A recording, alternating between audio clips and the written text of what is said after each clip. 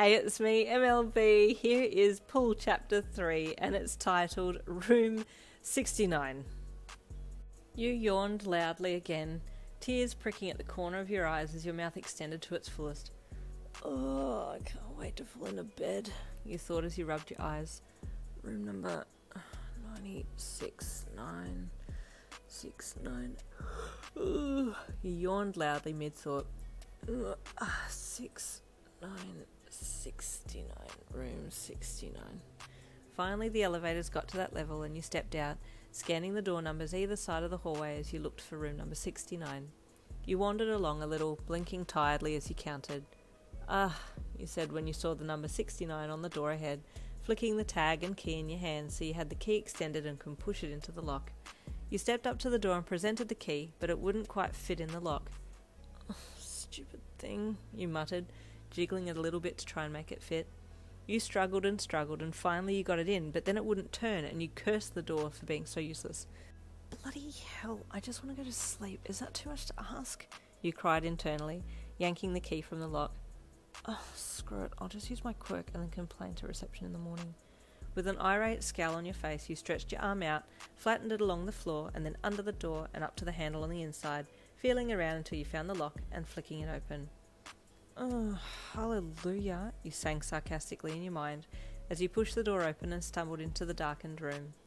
You didn't care for turning the lights on because all you wanted to do was fall into bed, so you just dumped your bags in the hallway and started to undress as you walked around the corner to the queen-sized bed against the opposite wall.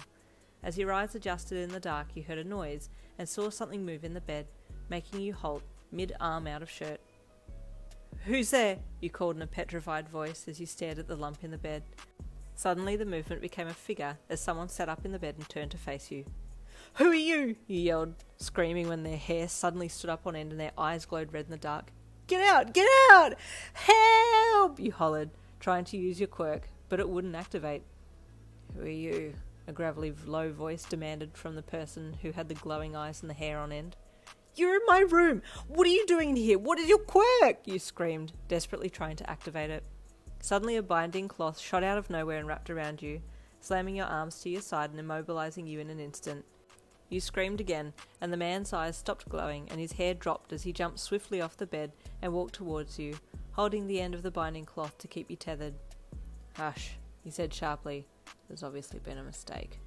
"You damn right there has! Get out of my room, pervert!" you yelled.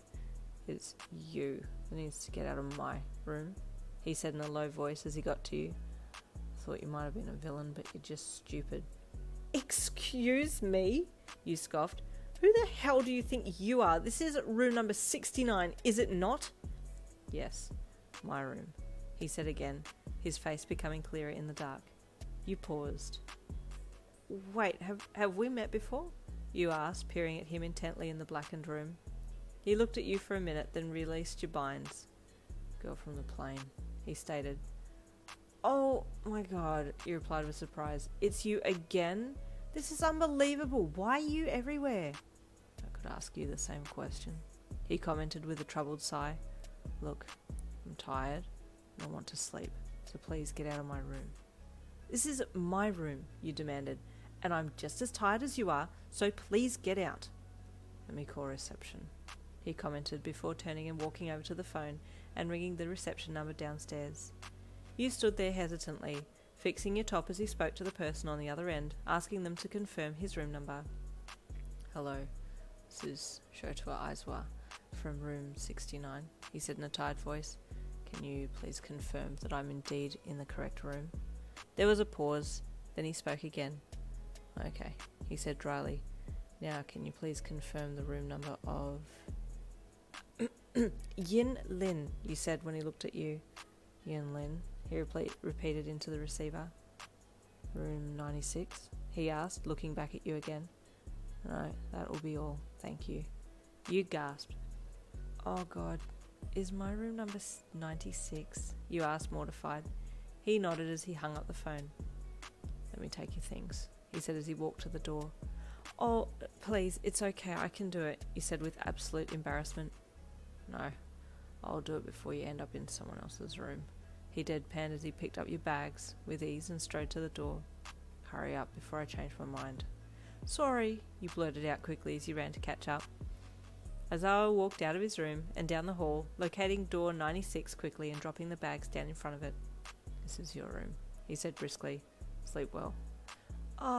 Thank you, Aizawa. I'm so sorry again, you apologised. He just nodded and walked back to his room, single-minded about getting back to his first love, the bed.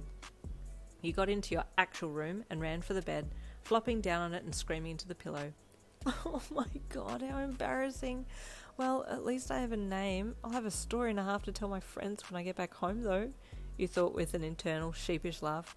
Hopefully that's the last time I ever see him again. You kicked your clothes off and slipped under the crispy clean sheets, falling asleep in an instant.